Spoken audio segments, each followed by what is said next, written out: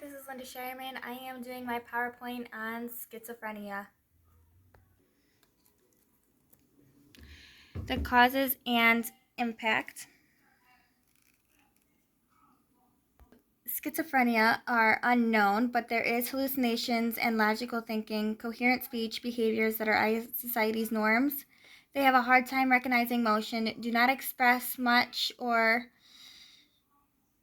lack of emotion, so it is similar to autism but indifferent because those with autism disorder can associate and do communicate with emotions, but whereas with schizophrenia, it is harder for them due to hallucinations or because of a state of catatonia, which is where they remain a statue for hours at a time. They have no regard or are unable to communicate during those episodes, and when they are in the state of psychosis, the causes are unknown, but it is possible that there is an activity of dopamine transmission or irregular movement in neural pathways. So, the responses in transmitters of dopamine can affect how the symptoms come across, whether they be negative or positive. But negative and positive do not mean good or bad. I'm sorry, I can't see that very well.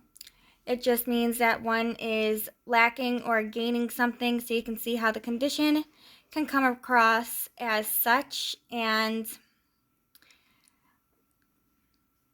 negative and positive get their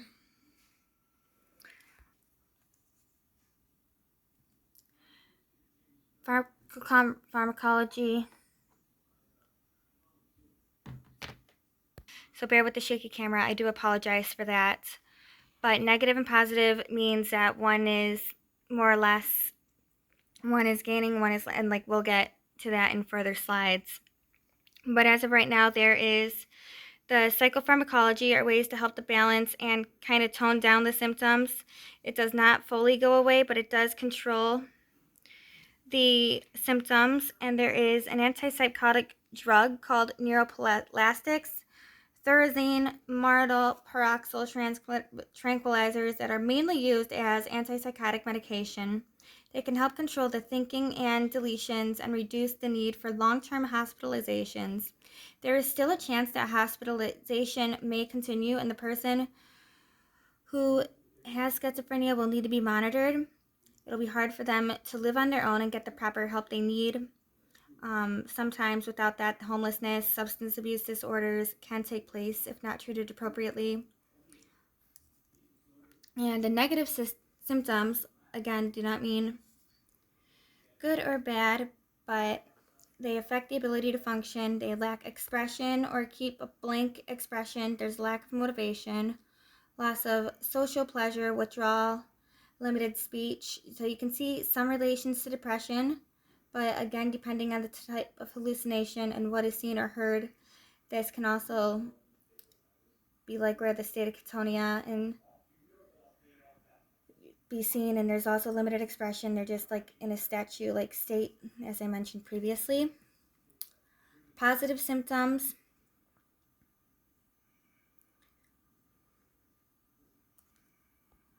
In this sense is where the hallucinations, paranoia, or just overall reality break can occur, and this is where you see the hyperactivity in the brain, whereas the negative symptoms, you saw the opposite. So there are several different types of hallucinations, including auditory, taste, smell, olfactory smells. They're just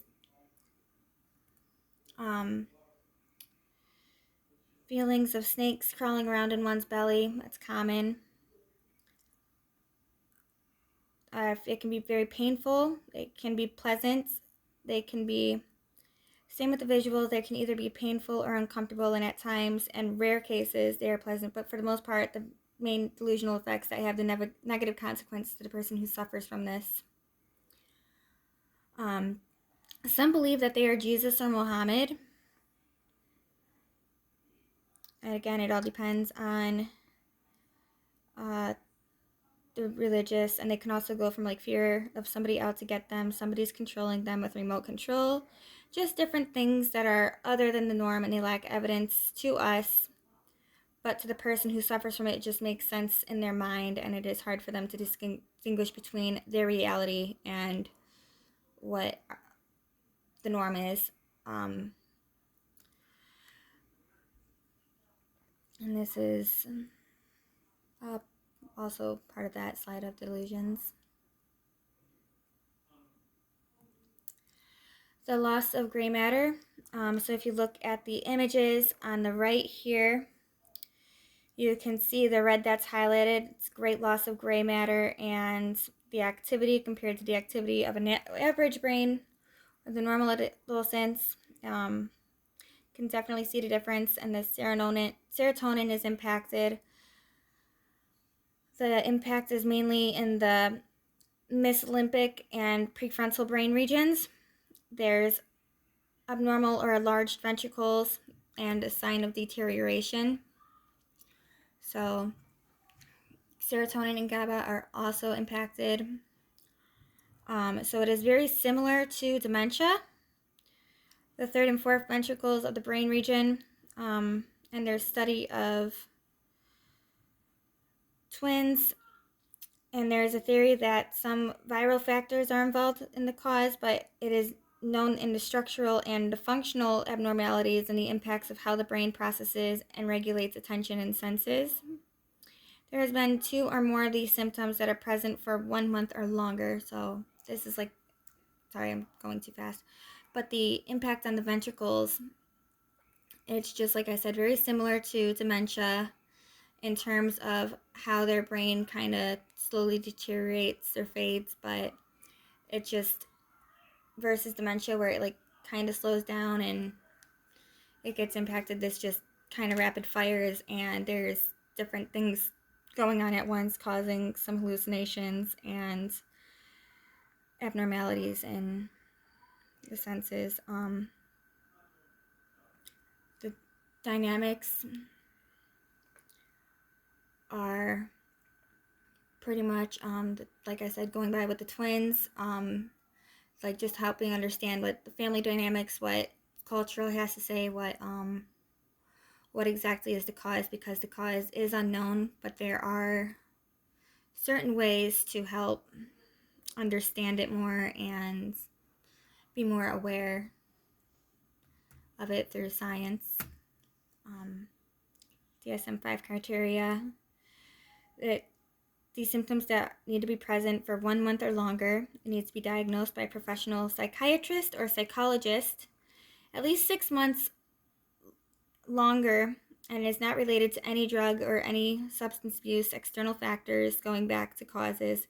That could be somebody in the family that has a mental illness or some environmental factors, indications of communication or verbal abuse manipulation. So, or just theories. So this is like the stress model, and like looking at it, you have the genetic vulnerability. So like I said, there's somebody in the family who has it, environmental abuse happening, and the potential that may reduce the risk would be like the positive family structure. Are they loving? Are they supportive? So there's different things that you can ask or kind of look at in terms of this model here.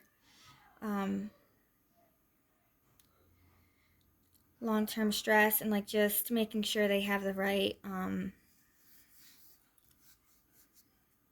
right behavioral approaches through rehabilitation and just the right family dynamic, because in terms of loving and supporting factors, it can help reduce or prevent the onset and not necessarily cure it, but just help support it. So the self-view, so they will have difficulty viewing reality from theirs, difficulty with filtering out ideas. They can be easily distracted. So if you're having a conversation in like a crowded room or a swimming pool and you hear all those voices around you and like a lot of stimulus, it's like that for them. every single day. So they just struggle in terms of that. So you can kind of see where their behavior will be more withdrawn. And of course, I mentioned before the state of catatonia, and they just remain distant or unaware. There is families with expressed emotions. Like, again, we're looking at the whole background, the impact of environmental stress, and in places USA or Canada, so like those that are more developed are more likely to have those that are diagnosed, compared to places like India or lower impacts. But it also depends on the culture. The potential stress factors can be prenatal birth trauma, complications, harsh, critical family environment, stressful life experiences. They may induce risk, but healthy communication style with a family and nurturing family environment, the low level of stress, and coping resources can help block the onset. But without that blockage, it can lead to a higher risk. There's also different learning therapies based on the person with schizophrenia. It can learn positive and desirable go-to privileges, social training skills, which conversational skills can be developed, coaching, and modeling behavior. There can be selective reinforcements, which are the best psychodynamic therapy, rehabilitation intervention programs, and self-help clubs, which different ways to introduce a person with schizophrenia into society and allow them to learn different traits once again while they're taking the medication to help slow the progression and to allow them to adapt with it a lot better, and giving them the proper coping skills. And these are my sources. Thank you.